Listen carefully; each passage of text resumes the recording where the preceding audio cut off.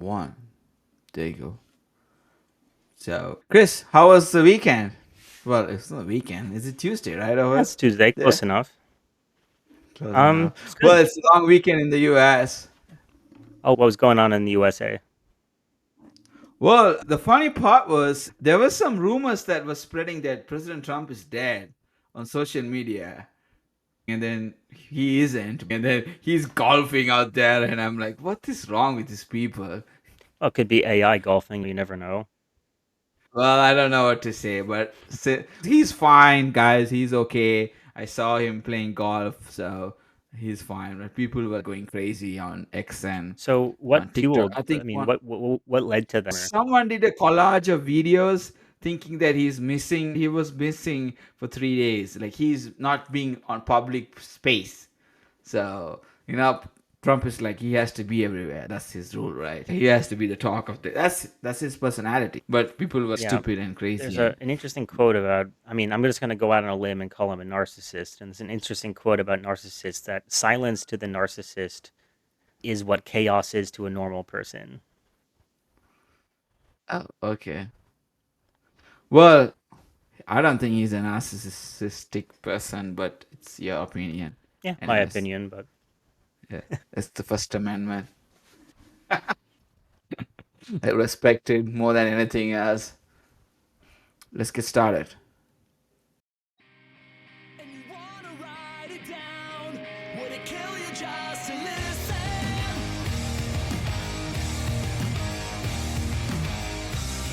And you wanna sell it out, but the words out of your position.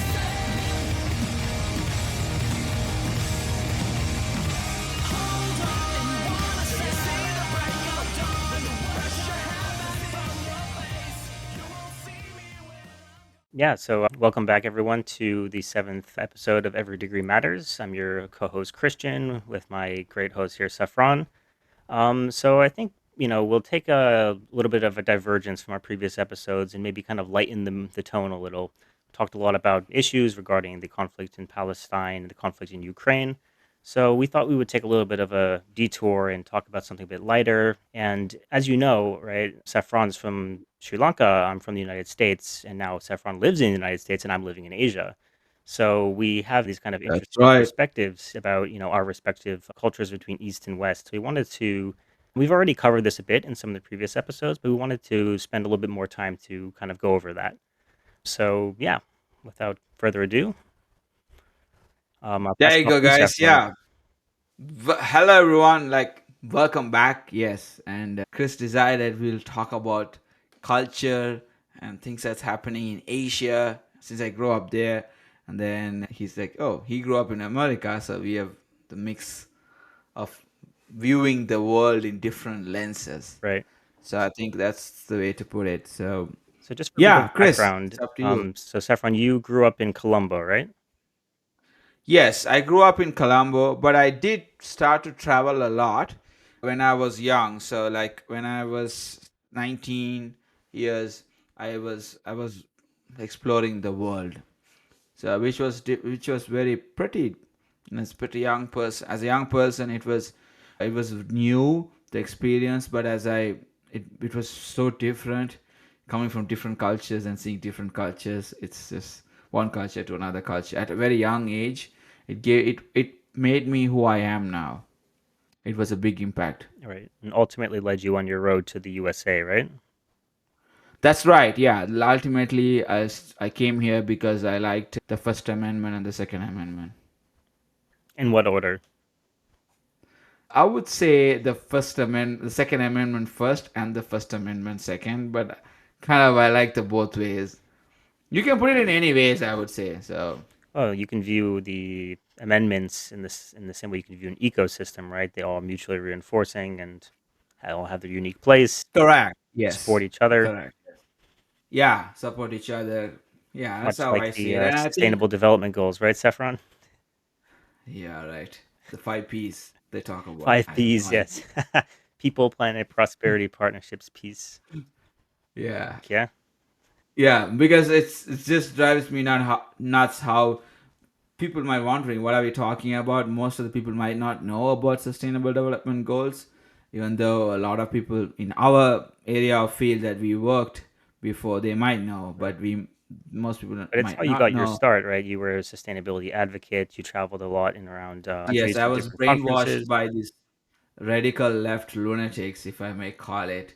Your opinion, What? as you said before, your opinion. So Yeah, no, I was radicalized. I mean, I do agree on a lot of things. It's just I don't like the radicalized part. That's the problem. It's like I was taught saying tomorrow the world is going to end. That's I learned the hard way. It's not going to end tomorrow. They were like climate change is real.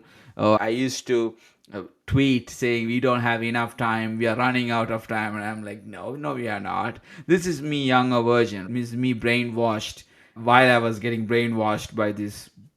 Like I like the way how President Trump calls it radical left lunatics, just to make the conversation interesting. sure, And what I felt like is that it went too extreme. But now when I look back, at that time it was all awesome. these are never good. Um, Yes, exactly. but you started as well. With an organization called Earth Lanka, an environmental organization. So I'm kind of wondering, in Sri Lanka, do you have a strong sort of appreciation for nature and the natural world? 'Cause I know Sri Lanka is a beautiful island. Is that like important to Sri Lankan That's culture? right. We do appreciate nature a lot, and we are an island country, and we are also impacted because of the monsoon season. There's nothing because the way we are situated, we get all the El Nino effects. There's so much that goes around as an island nation, right? So the water level is rising, not to a big level, but it's very tiny. And then I also got to know about the water level rising, which was like blow me away. I was like, oh, so it's not gonna go down. So that's how I felt it. And I was like, okay. But again, when I was thinking about what I have gained in experience, it's just completely. I got good experience in terms of culture, food, and all the other things. But I also feel bad for my own self. Have to be going through all these things that I was too much radicalized in terms of the world is going to end tomorrow, climate change is real, real, real, and we have to act now, etc., etc. And then I was like, oh, that's just in Right. when I look back. But might be part of the problem with climate change is that it's not like it's going to end tomorrow, but it's a bit like when people say the frog is in the water, right? You put the frog in the water and you turn on the stove, and the frog slowly is getting cooked, but it doesn't realize it's getting cooked because the change in temperature appears to be incremental. But you take the Yeah, change in temperature on the global level and you put that absolutely. against the tapestry of time, it's actually quite rapid. But in our human perception, it seems negligible day by day. But it's kind of like an accumulation of that temperature. With us being the frogs, that temperature rises just a little bit every day. And I don't think it's so much the world ending; it's changing, and it's not changing for the best for a lot of people. And that's kind of how I sort of view it. But there are some doomsday scenarios where, like, if the climate really does spiral like way out of control, then somewhere down the line that could be that's theoretically possible. I don't believe in that. I think we are in the cooling period of the universe. I think the universe will cool down a lot, and I feel like we are reaching this. I don't think that the way that we present itself, it's gonna happen in a way. But at the same time, you understand population is growing. The other things that I do like the sustainable consumption part. I like that part a lot because that relates to our consumption, food, the waste that we use. The carbon emission part is where I have struggled, the way that it was presented in a lot of things. But then again, you talk to me about e-waste, talk to me about ocean waste, plastic waste. I am 100% in it. Those things are like we made those things, right? Yeah, Because we consume it, like plastic, paper, like we're trying to recycle yeah, a lot of things, and then we go to lithium batteries. So those things are like, I feel like those are important stuff more in just consumption part. But in terms of, and then of course you go into poverty, any you can name it. But only the part about sustainable development goal 13 is where like the extreme lot of things which I don't like it. But I just don't like it the way it has been presented. With the way I was presented, and then I got bought into it.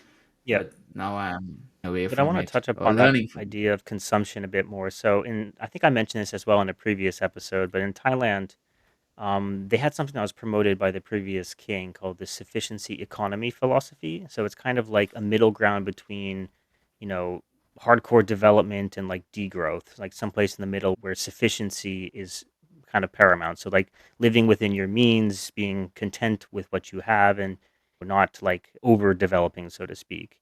And that's very much linked to the kind of Buddhist philosophy that they have here in Thailand. It's a majority Buddhist country, and also coming from Sri Lanka, a majority Buddhist country, how do you see like the influence of Buddhism in day-to-day life in Sri Lanka?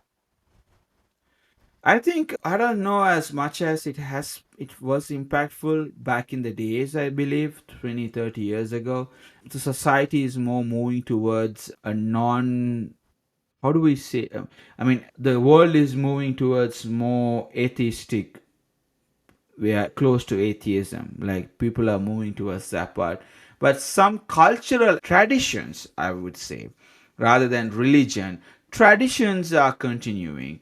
And traditions where I have seen a lot of things that has helped to shape the country as Sri Lanka.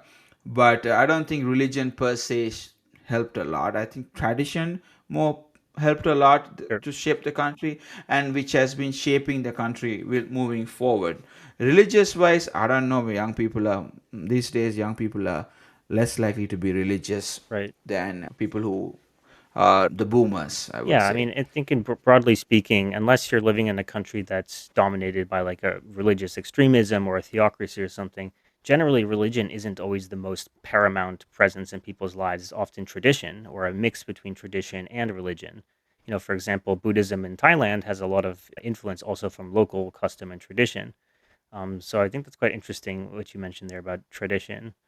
Yeah, I kind of like it more. I kind of like that aspect a lot.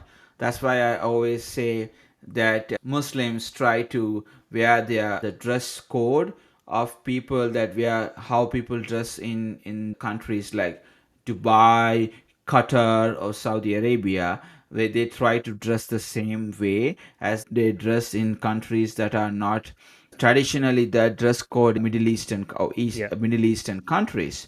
So that's why I really get angry when I see people, a Muslim from Sri Lanka or Asia, they try to dress and portray the Middle Eastern culture, which is not our tradition. So that's where I kind of draw that line, and I get really pissed off with people. I mean, you're more than welcome to do whatever you want, but it's not the tradition, right? But if you go to Indonesia, if you go to Malaysia, you don't see that. It's completely different, right? People are more into like the way that traditionally that country dresses. They try to dress in a way of how their own religion, Christianity, Judaism, like how they just adopt it in a way that yeah, it has to dress, but not like wearing a burqa or like wearing all this, all the Saudi right. people, Saudi's dress code, which I am completely opposed to it. You shouldn't be wearing it. I mean, it's everyone's right, but as an individual that looks tradition different than the religion, that's where I draw the line. Yeah. This might seem unrelated, but that's one reason I like separation of church and state. So I don't like, for example, in the United States, when we have, very conservative Christian politicians trying to introduce their understanding of Christianity into practice in the country, because there's many different ways to be a Christian. And your way of being a Christian should not impose on my way of being a Christian or on non-Christians' way of life, for example. I don't really like, yeah, when you see conformity within religion and kind of religion superseding tradition or imposing, so to speak, on how people choose to live and practice within reasonable confines.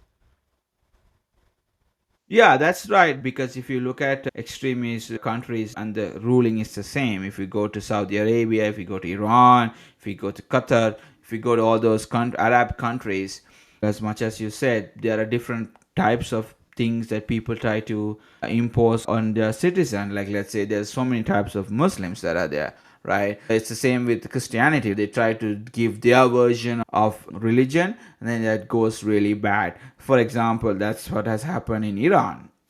Sorry. Sorry, guys. So that's what has happened in Iran. If you look at how things have changed, Khomeini started to portray himself as the god. That doesn't work that way. Like, I mean, that's not the Islamic way of ruling. It's completely garbage. So the way he does that.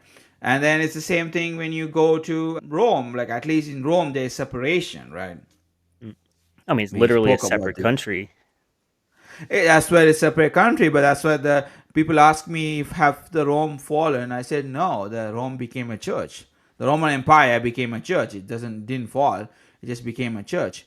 So people have to realize that, understand that, and not mix up religion and tradition. The problem that we have right now is that people try to mix up everything, Right. and then they don't know what the fuck they're doing. And So that's the problem. Sri Lanka, so you're Muslim, right? And so you're a minority in Yeah. Sri Lanka. Have you ever experienced any discrimination in your home country based on your Oh yeah, community? 100%. Of course, yeah. There's so much discrimination that we have to go through. That's why I like America. Discrimination based on skin color, okay with compared to where I came from. I had discrimination based on the faith I have. I wouldn't be so mad because someone is discriminating me based on the color of skin that I was born with.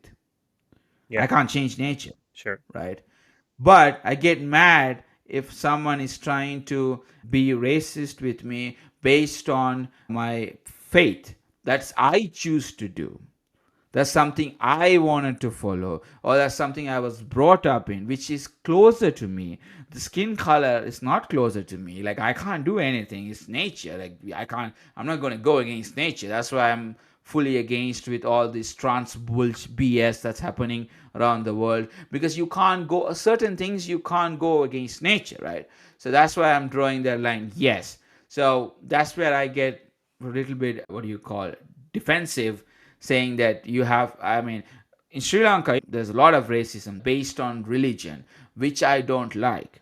Based on my skin color, the way I look, I can't change that. It's a bad thing to be racist to anyone, any individual. But for me personally, I wouldn't be more offended if someone is being racist to me based on my skin color, rather if they try to be It's racist interesting based on my take. religion, Yeah. I get more offended. Yeah, it's That because that's deeper closer to level. me. Yeah.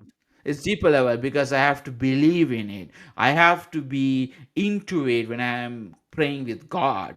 I can't just be like praying, it has to be a connection. If Right. you believe in God, if you believe in the power, if you believe in heaven and hell, it's just you have to be able to connect, right? And because I work on it to connect with God.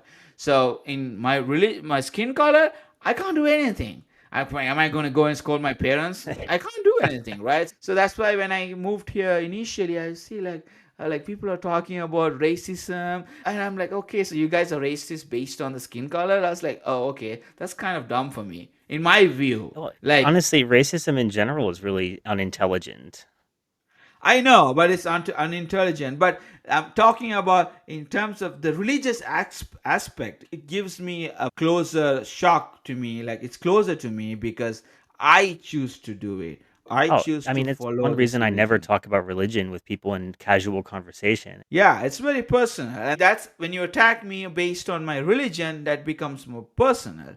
If you attack me based on my skin color, that becomes more nature. I can't change it. Right, so it's just easier for you to kind of just meh, shrug it off and Yeah, I don't even take care. this Like, person's an idiot, whatever. I have a lot of friends around me. I love them, so they're Right. great friends. But they're always racist against me with my skin Well, color. And I'm like, I ain't give a shit. I ain't gonna do anything. They know that, yeah. and they make fun out of it. But they know it doesn't get closer to So me. you were in the United States during the hashtag Stop Asian Hate trend, right? The I funny think thing so. about that is, so I'm not going to really go into the whole movement in the United States, but I just remembered something very funny. I'm not, of course, there's probably racism in the United States against people. Well, there is racism against people from Asian descent for sure, at various degrees. But as that whole movement was going on, one of my friends from Asia, she reached out to me and she's like, I don't understand this at all. No one is more racist than an Asian. And I just thought that was so funny. That's so right. That's right. We are so racist within our own continent. If I look at it, like we are racist for Eastern Asian, we are racist for the west part of Asia, south part of Asians are racist to the north one. There is so much aspects, right? Like today I was having a conversation with you. You were asking me, oh, can should we like talk in general about Asia? I said no. Asia has different parts, Lots of and different. they have different cultures in different parts of the country. For example, if you talk, there is one set of cultures and rules in South Asia. There's one set of cultures and rule in East Asia. So, and there's one set of culture and rule in West Asia. There's one set and culture and rule in the northern part. In So the there's so Pacific and much Central things. Asia, and Yeah, in yeah. Central Asia, So in the let's say Pacific one Central thing, Asia. one thing that is common in terms of, not, I don't say, okay. So there is no common in the West Asia part. In on you. My camera has this weird thing. Has an obsession with you. Okay, so how do I do it? But yeah, interesting how complex Asia is, how many different cultures and subcultures. The diversity in Asia is just incredible. Yeah, but it's just that like, well, I'm sorry guys. Sorry guys. Yeah, you must have seen me closer, but I just didn't talk. So what I'm trying to say is that, like, for example, respecting elders is more in south and the east. If we go more towards west, it's there, but it's not as much as it's there in the strictness. So people are scared, but respecting, like standing up when an elderly person walks up to you or giving the space. It's more if you look at the eastern part of the country, especially like Japan and Taiwan, and if you look at Korea, if you look at Singapore, all those countries, they have strong, like they really stand up and they like bow down and they have this good culture. But if you look at South Asia, there's a little bit in India, in maybe not in Pakistan. It's just there is not even now I'm talking about. Then if Hmm. you move towards more west part, it's getting slower and slower, lower and lower with the new generation coming in. But in the other part of the world, it still exists. I believe it still exists, and that's why I always tell, if I want to retire, one of the countries, if I had to choose, I would choose Japan, because that's because they have respect. They teach respect. And Japan is just such a comfortable place in terms of its orderliness, its cleanliness. It's very comfortable in terms of convenience. It's, how do I put it? Order, just orderly. Okay. And when you're an elder, I'm sure that certainly appeals to you, right? You probably don't want a lot of noise. You don't want a lot of commotion. Correct. Yes, I like that. And also, I like in a way that people are, what do you call, if we could, in a way that the next generations, at least, being respected as an elderly person, which I would always give an elderly person respect. And when I become older, I also wanted to get that respect. And I have that continuity. they are very respectful. And it's also interesting to see the elderly people, they're not just like passive either. They're very active as well. They're out, they're walking, they're hiking. When I went to Japan, Cool. I when I mean, the went to elders, right? the majority of the people hiking were over 60 years old. The Oh, younger yeah, they're people, the pretty shame. strong. Too. They eat fish every day, and maybe that's why they have high protein diet. And everybody's skinny in Japan. Maybe they don't drink sodas. They're fast moving people. They're like Well, so fast I when think they it's also work. like a culture of, also it's a culture of moderation, I would say too. I never been to Japan, Oh, you so haven't? no, I haven't. Oh, you I should haven't been definitely go to someday. South Korea. It's, I someone love once said sushi. it's like another world. Japan is Yeah, distinct. but just sushi is my favorite food. Oh my god, that's my go-to favorite food. I can eat all day sushi, sushimi, nigari, or I don't know whatever they pronounce it in the way they Nigiri, keep I it the think, fish, is the general term, nigiri or right? something. For a Yeah, small and little. then you eat sushimi is the favorite for me. Sushimi is raw Yeah, fish. yeah. Sushi is with rice, and then they have fried rice. There's something called, you fry the rice and they keep it some, I don't know. It's called. Yeah. Anyways, and then it's just beautiful how I like chopsticks, how they eat it. Like I Oh my like god, soya. The ginger chopsticks. part is the best. The Japanese chopsticks are beautiful too. Like everything in Japan is like a work of art. The smallest little thing, the packaging that your food That's comes wrapped in oh, at the convenience store, like I a little believe piece of you. art. Wow. And also, I've been to a lot of Japanese community here, and it's really a work of art and patience. They have a lot of patience. They will wait in line for 10 hours without breaking the line if they have to. That's Imagine that. How is Sri Lanka compared to India in terms of similarities in culture? Because I know in India, I mean, oh no, there would be that's no order different. in the Sri line. Lankans, no, no, no, no, no, no. Sri Lankans are, hey, we get mad when we say that, we are, people say, oh, it's in India, is it closer? No, we are separate fucking island, Yeah. just so you guys know. It's not part of India. So, but we do have a nice, our culture, let me tell you, Sri Lankans are more funnier, they're more happier, they live the life to their extent. And the good things I'm talking about, right? The hospitality is amazing. People, when you go there, if you go to an unknown person's house, even they will treat you nice. They will give you food, giving food. They will give you a lot of teas. They will give you a lot of snacks that you don't like to eat. They will feed you with food that you don't like to eat or you are not a fan of it.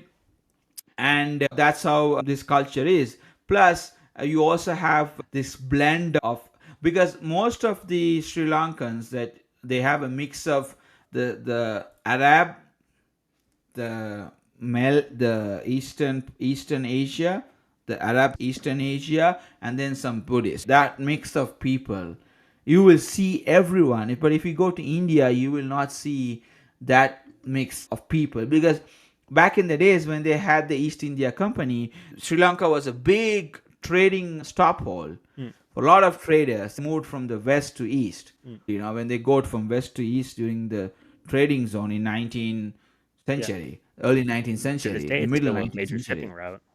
No, sorry, yeah, exactly, the major shipping route. Because of that, we are so multicultural, and that's where we are. Sri Lankans are. If you look at in Sri Lanka, that most of the people are not dark skinned. They are like they have a mix of this Arab skin Yeah. because of this reason.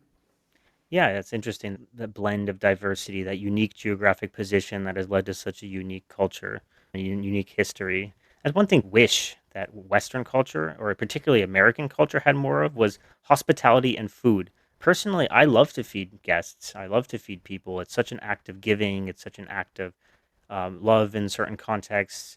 I really like that. And when I lived with people from South Asia during my year in the UK, with a master's program, almost every single person I lived with and interacted with was either from Bangladesh, India, or Pakistan. And their hospitality was great. They come over for tea, sit down, brother. Here's a paratha, have a tea. Wow, It's just like, you geez, got the best time then. yeah, it was good. I didn't interact with many British people, but I didn't miss it. Yeah, there is this big movement going on in Britain now. Britain is taken over by immigrants. Yeah, it's a There's a sore, a big. sore. I like the independence part, right? Because people don't give a shit about what other people think. I like that aspect of life when people don't give a shit about what other people think, right? Not like for people who you don't know. This independency has also helped, and it's part of capitalism, because when you go there, always remember all these Asian countries are socialist country, right? That socialist also like giving, it blends in. In capitalism is you have to fight for it, you have to earn it. Socialism is not like that. Communism and so it's the same thing, where people are like given everything. So that culture transcends to its citizen, when how the countries are ruled, how countries are governed, and how people have grown as a country and as a citizen of those countries. In America, it's capitalism, and I love that. There are good aspects of life, and there are bad aspects of life which I don't like. For example, when people are at your house, I have seen people offering food when you're there. Come on, eat, like families. If Yeah. we are visiting families, all my white friends, if I may say that I have, they're so lovely, and they always feed me. They always like, they're like, it's like mikasa sa sukasa. That means your home is like my home. Those are the people how I interact with in my circle. You're right, but if someone you don't know, No, no. And as you said, I mean, it varies by individual, but it's not a culture-wide thing it maybe once was. I I mean, don't think so. it's definitely, It's still there, but I don't think as much as we yeah, all say that, I don't think it's. For example, I don't think racism still exists. They say that it doesn't exist, but it's not. We just I think think it's there's a nice definitely quote from exaggerated, but it certainly right. exists in pockets for sure, and It's within small level. it's in certain institutions and policies. But I think the entire wide perception of the United States as a racist country is exaggerated. Yeah, that's true false. And that's how people think, what do you call these days, portray America in that way because it's a racist country. I And I think don't think it's more not. than anything, it's a classist country, and Yeah, due to a variety of that's factors, right. a lot of Yes, races it's tend to about be class. It's about look in the lens of capitalism. Class come in which how much money you got, and that's how America is. If you have more money, you get more respect. If you don't have more money, you don't get respect. The racism and all those things are more in the group of people that are in the middle class or lower middle class. When you go higher and higher, it's a completely different ball game between people who have a lot of money, because in America money for speaks a sure. lot. But it also happens to be, for example, the African American community tends to be disproportionately suffering poverty, the impacts of poverty, other social issues like high rates of incarceration and stuff. And that certainly is a legacy of racism. Yeah, just because you had the legacy of racism doesn't mean you have to feed that to the next generation. You have to be, you don't have to feel it that way. It's not always like that. I was having a conversation with this guy. He is the CFO of a big company, and he was a black guy, and he was like, "You don't know how much racism still exists, blah blah blah." He was kind of like talking like the woke ideology, the WOKE, the woke Yeah. bullshit that President Trump ended. So that he was literally someone like that, bagging at me and saying, you don't know this is what has happened in this country. So they more traumatize things of what has happened. They re-traumatize. That's I what I agree. get. On one hand, I would not profess to know someone's lived experience. So I think a person of color probably has a lot more insights into racism than I do, for sure. But at the same time, I think there is a degree of trauma there and overreaction to trauma. So I'll see people point to something and say, "Oh, racism," when it's clearly not. Even in my own case, I've been called a racist for literally doing nothing, just for being a white person and doing something that they didn't like or something. Like when I worked in customer service, for example, they perceived something and then all of a sudden it was because I'm a racist. So Wow. there is reaction to trauma, right? They re-traumatize this. The problem I have seen is that people always like, oh, this is what happened. Let me tell you something. Slavery started within African community. Then the British saw it. And then they made use of it. White people didn't start slavery. Well, Slavery was yeah. started Well, I by mean, African slavery as people. an institution was really, I think, first with the Muslim culture. Muslim culture, and it was all started within our own community, like within own Africans, the Well, I Africans mean, when there's they this back in the misconception. days. So I was taught in school that the white Europeans, they came into Africa with guns and literally rounded up villagers and put them on Our ships. The African kingdoms would raid their neighbors Yeah, and they sell would people. sell their own people. So you're coming to It's a lecture me dark saying that history. white. Yeah, it's just no, it's just a controversial dark. Oh, like it's just changed and manipulated dark history, which is like no. Hold on a second, pump your brakes. Racist slavery started within Africa But way really, before slavery has Europe. existed across all cultures and levels throughout history. It's not Different that levels, but it distinctly was white. more in African countries. It was more in the Muslim community. That's where it started. So stop blaming white people for for everything and just trying to sit down and say, you know what, that's also the mistake that we did.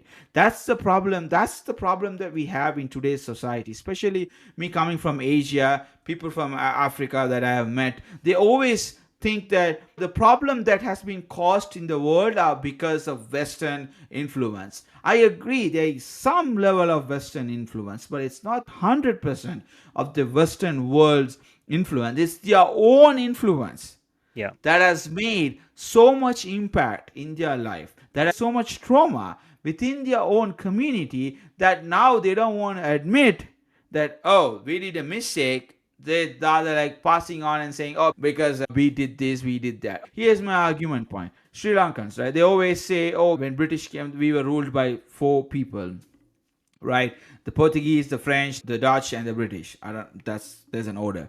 So I'm like, okay, so you are trying to come and say because we were colonized, we are having the problem since 85, 70 years. Like, I don't understand. Like, you're saying to me, for 70 years, things didn't change because we were colonized. Yeah, but I mean, what are you talking about? We are living in the 21st century. Everything is freely available. And that's the reason I really like Indians now. They're changing the way they do things. They are so educated. Now they are in all sectors. They don't see that in a way, like in a bad way. Now they're coming because education, and they are more into innovations and technology that they I don't think flooded Indians Silicon see Valley themselves 20 as years ago. victims. From my What? interactions with them, Indians see themselves as a great country. Yeah, see, that's what I'm trying to say. If you go to Sri Lanka, you would very rarely see people saying, I'm a Sri Lankan. The patriotic is very, very poor in most of the Asian countries. And if you go to India, they're so patriotic, they're so proud of their country. In terms of countries like Sri Lanka or Pakistan and all the other countries, they always curse the country. They always blame their own people. They are not doing anything they're supposed to be doing. So why don't you build the change? That's how I see it. So that's the biggest problem that they all have. I think generations to come will change. And in terms of culture and circling back where we started, tradition wise, there's a lot of things that are different from South Asians to East Asians to West Asians to northern part of the North Asia. Russia is part of North Asia. So Russia is not part of Europe. It's part of Well, Asia. Russia So has there's that. so much. I think we talked about this in the last podcast. Is that kind of weird space between East and West? Yeah, they always want to be part of the Europe, but But I mean, I'd say the Slavic culture is definitely Eurocentric, but there's a lot of, I mean, first of all, Russia spans large portions of Asia, but there's also a lot of history between Russia and Asian-based empires. Christian Orthodox Christians, that whole connection comes in Eastern Asia, like Eastern Europe. So that's why Ukraine and all those countries are so much connected because of Christianity. It's a big Christian country, Russia. That's why it is a Christian country, because they are more aligned with the Eastern during the Ottoman Empire, during the Roman Empire. Back in the days, it was more, that's why it was braced Christianity, where if you look at Asian countries, it's either Buddhism, Hinduism, or what do you call Muslim. That's how it's divided, right? Did you know the largest population of Buddhists in Europe is found in Russia? Yeah, but Europe is not part of Russia. I don't remember the name of the area, but there's The province. an area in Russia inhabited largely by this ethnic group called the Kalmyks. They're Mongols originally, so the Kalmyks Oh, all wow, the way okay. across the Eurasian steppe. So this is in like north of the Caucasus, so it's in that kind of region of Russia. So quite far from their homeland, but they had that whole area is plains, right? So they had traveled over that highway of the plains all the way there. I think they were escaping what was termed historically like a genocide happening in Western China at the time, or I think they were called Zungar Mongols, and then they had traveled all the way. So now there's about 100,000 of them currently living in Russia, and they're primarily Buddhist. So it's the largest active Buddhist community in Europe. That's right, because I mean that's interesting to know that. And also, I would like to also touch upon food. Let me be honest here. The best food in the world comes in Asia. Period. Okay, There is one no. except Mexico. We went to Mexico. That's why you got all our spices and food. If you go back and look at the history, Mexican tradition, you know how tacos came into picture? No. Tacos and quesadillas was brought to them by the Arab traders that came to Mexico, or from India, and then also Yeah. people coming from India. But corn-based flatbreads were always a thing there traditionally, no? Yes, that's how it transcended to become tacos. That's the tacos edition of Okay. how it became tacos. It was never so. All the Mexican food that we eat, it's the same tortilla is paratha. Like you said, they just modified it. But if you go back and see the roots, we taught them. Asians taught the food. Not sure No, if you guys are if I'm convinced Americans. Don't about know that. what you guys. I can give you some credit to steakhouses, steak. Okay, I mean, maybe some good tomahawk steak or something like that. I get fundamentally, that. we I think South Asian food is the best, and then Southeast Asian food is my second favorite.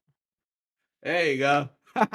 You lived more than me in those Well, countries, also, so I'm you a can. vegetarian, right? So South Asian food is very accommodating for Yeah. vegetarians. Oh, so you're not vegan, right? No, over Okay, I'll 20 be kicking years. you saying if you say vegan, like vegan is complete BS. I wish I was a So, vegan. uh, Eh, uh, I'm I'm no, I'm I'm vegan I'm is I'm on board. you're on board. Yeah, sure. No, Chris. Well, I respect you. Do we have a whole Stick to podcast being about this? I think that would vegetarian. be interesting. What? I think we should have a whole podcast on this. Oh, well, we should. I mean, I love food. So, okay, so you agree that Asians have good food. Oh yeah. And what about alcohol? I would say Asians have different types of alcohol, but I would give that to the Brits or Okay, the I Scottish. mean, this is one of the things I like the least about living in Asia is alcohol is not great and it's expensive. You We can are get not a super drinking cheap like rice society. whiskeys and stuff. But we are not that's the other good thing also, right? So this is what people don't understand. While the West was growing, Tracks your hand motion. yeah, it just tracks my this motion. So while the West was growing and becoming rich, in the course of last 100 years, they were drinking and having party and having fun. During that period of time, in the east, we call the whole, we call it the east, right? On the east, people were focused, people were studying, people were like building things. The last 30 years, if we go like last 30 years to 40 years, that's why you have this shift. There is a less drinking culture in Asia, as most of the countries, people are, it's alcohol is banned or people don't drink it It also because it's conflicts with not a a. lot of traditions like Zen traditions, Buddhist traditions. Yes, there's so much of culture traditions that are there, so people don't drink. It's not a regular thing to drink, and that's why now you can see it's like, okay, so now the strange part, the drinking population in America is declining. Mm. You know that People become more it's health declining. conscientious. Health conscious, but then again, I feel like they move towards more psychedelic stuff. That's why Yeah. it's declining. If you look at Asia, Asia is increasing. Yeah. If you look at So that's how it's so fascinating yeah, if you dig and deeper. two things about that. The first thing I want to say, so there's this stereotype, right, of Asians can't tolerate alcohol. They don't have the enzyme to process the alcohol or That's something. That's BS. true. There is a certain population that has the Asian flush. They get really red after one beer and they're drunk already. But by and large, that is such bullshit. They drink a lot in Asia. And I don't see them having like very much of a problem tolerating the alcohol. Look at Korea, for example. It's the only culture where the women can outdrink me, no problem. Like, Wow. So they can really drink in Asia.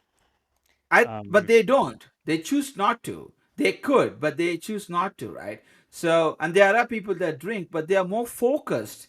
They are more focused on alcohol. Is just it's just another, for like Germans. If you go to Germany, right, alcohol is just a water. yeah. But if you look at Western countries, it's crazy.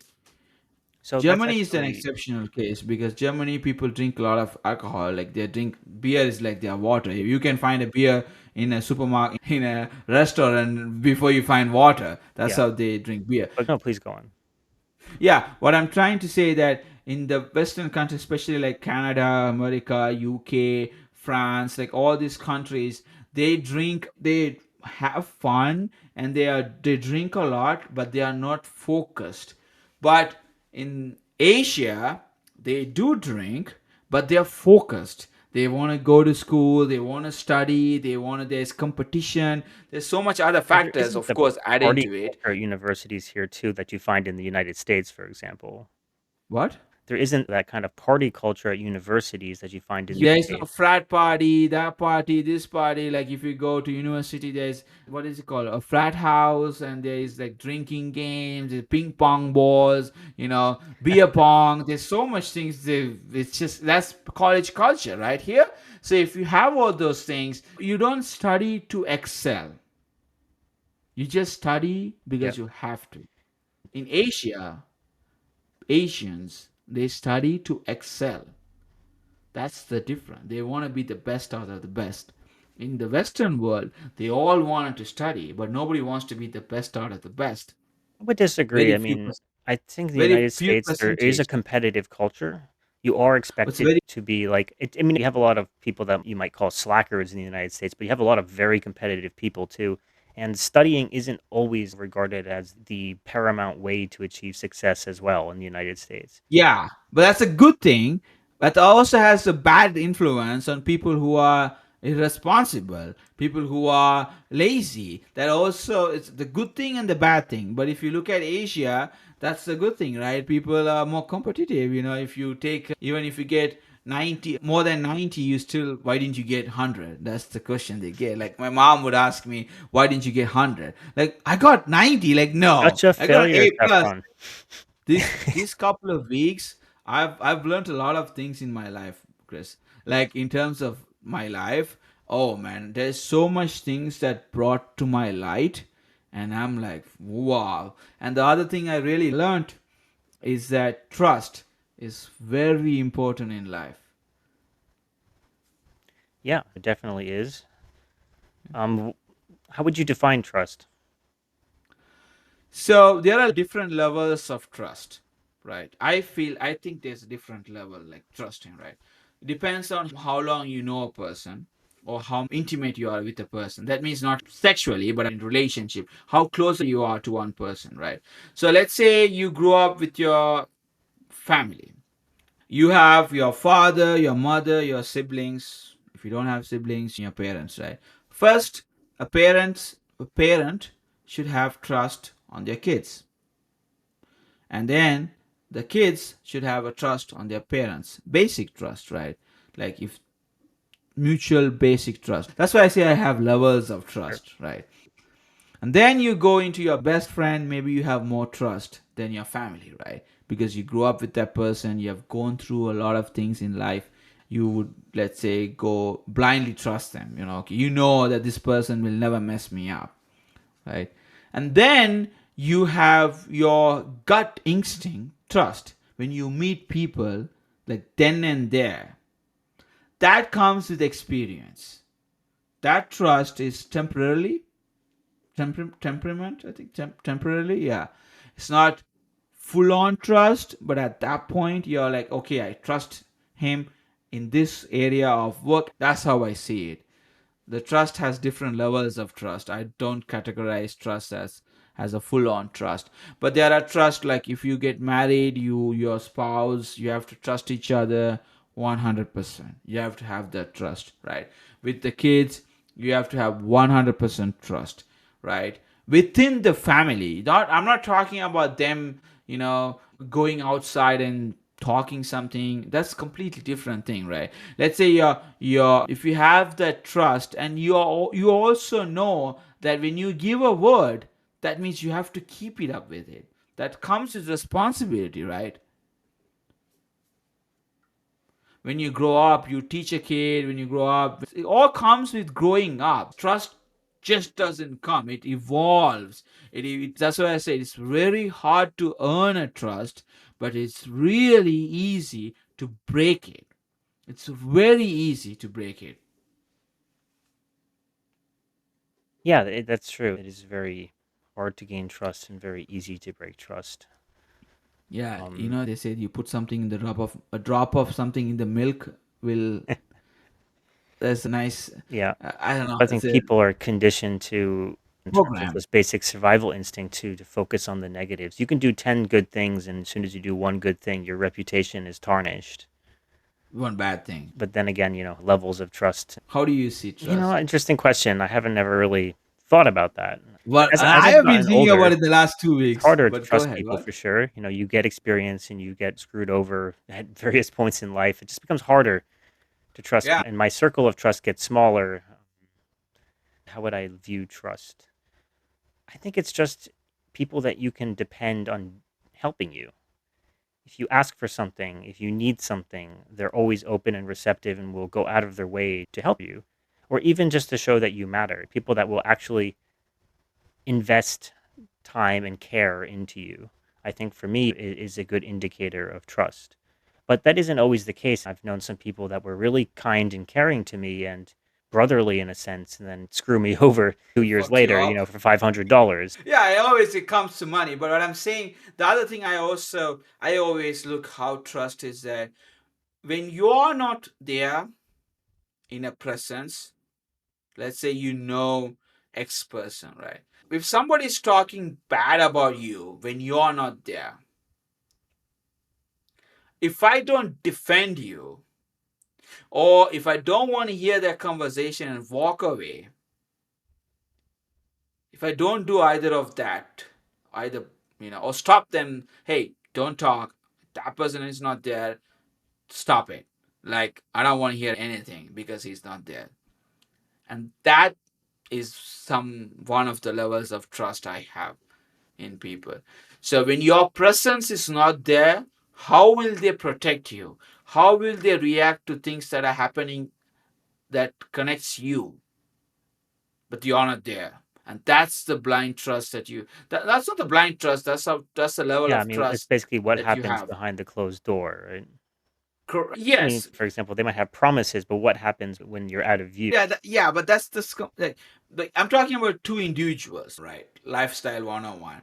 And where trust is something that if a person protects you, if a person defends you, plus if a person walks away when a group of people or another friend of you is trying to talk bad about you and or point a finger at you while you're not there. And that's the value of trust for me. That's the highest level of Yeah. trust. And I have few people in my life. Well, So, I mean, that's recently how I trust. I've seen your social media feeds. It looks like sometimes you post controversial things, you try to bait people, and you've lost some friends as a result, no? Yeah, because people don't know me. I'm okay with it. They don't know. I saw the real face. So all the trust and everything that I've been showing them, it was all fake. I've seen some of their reactions to the previous episodes, and I think, on face value, they might interpret the episode as being X, Y, and Z, and then they immediately rush to judgment and comment, but I don't think they bothered to actually watch the episode and to understand what was being said, and then to have a dialogue with you about it. Would much they came on the podcast and we could actually talk about their disagreement rather than them Well, just I saying, have asked bye them bye, to come so Saffron, many times. They think that I need them to get views. This is complete bullshit, guys. I don't know what they're talking about. So, what I feel like, what I feel is that that's why I always, like with you, right? I always, let's take our friendship. I always say, I respect you. I don't agree with you, but I respect your opinion. I'm not going to force my opinion. But at the same time, you're not going to do the same way. Like when you said you want to become a vegan, I was like, oh yeah, it's fine. Like, I'm okay with it. I might make fun out of you because you're my friend, right? yeah. That's different, right? I have the right to make fun out of you, just me and you, not with anyone else. But that's friendship. And I'm not going to be like, oh no, you should not do that. Like, I wouldn't say that. And I'll be like, hey, okay. And if you have an opinion, it's an opinion piece. I'm not going to judge somebody based, I'm not going to blindly judge or trust someone because they are born in my country or because they are Sri Lankan or because they share my same religion. I'm not going to be like, yeah, whatever you say, I agree. I'm not going to agree with you. As a person, yes, I would care for anyone. So, when all my friends, I do care. Like, I mean, I love them, I care them. But when you try to, that's the other problem. I had it with my episodes that people try to mix up, they try to play identity politics. That's the problem. When you mix up when you're trying Well, I to. mean, you could say that maybe you were trying to bait that a bit too. Well, yes and no, but they fell into my trap, Well, that's true. Yeah, basically. they did fall into the trap. They did fall into my trap, so I don't know. I think, anyways, Yeah, I I think think, we're reaching about the hour mark. yeah, I think so. We are reaching an hour mark, and we got to wrap it up. But it was a nice conversation, Chris. I liked it in a way that you talked about culture and stuff, and I think culture is a big part, man. And that's why I always separate it. Separation is, like you said, the state and the church. Similarly, religion and tradition should be separate. Don't mix up both and mess up Oh, everything. they can blend into each other. The Harmony more you, what's the ratio? ratio. If you mix up the ratio, then it all mixes up. When you make a smoothie, you have to have a Well, perfect it needs ratio. to If be you organic. no, Organic, raw, seaweed, veganism. Jesus Christ, this madness has to All right, we end. didn't do our innovation of the day, but I promise you next episode we'll have one. Please not, It may or may please, not be guys. seaweed. Okay, guys, you gotta tell Chris that we don't want to hear any more seaweed. Bring us something that's new. You know, I That's like your something shirt, not Saffron. It's got a connected good to seaweed seaweed. hue to it. You know, What? your shirt's got a little seaweed green going on it. I love seaweeds. It's just that I got fed up of eating it, but I do like it on my sushi. Food. Got The sushi. Japanese food, yeah. All right, not sushi. It's So- got the seaweed. Yeah, it's seaweed, like the seaweed wrap. You wrap it in the seaweed and you cut it. Okay, I And think you that's a make the wrap sushi. though. Huh? Yeah, it's a wrap. But I was introduced by our common friend for seaweed, which we are not going to name, but our common friend, and she went crazy with us, like with me.